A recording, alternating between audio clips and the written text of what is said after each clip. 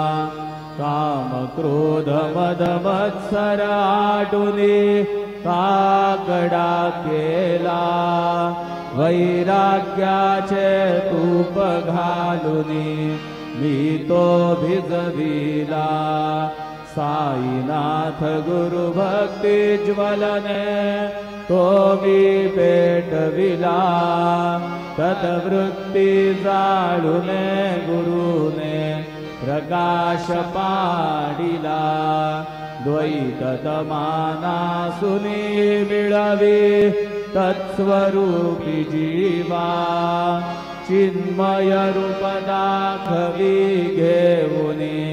बालक लघु सेवा कागड आरती करीतो साईनाथ देवा चिन्मय रूप दाखवी घेऊनी बालक लघु सेवा भूखे चरव्यापुनी अवघे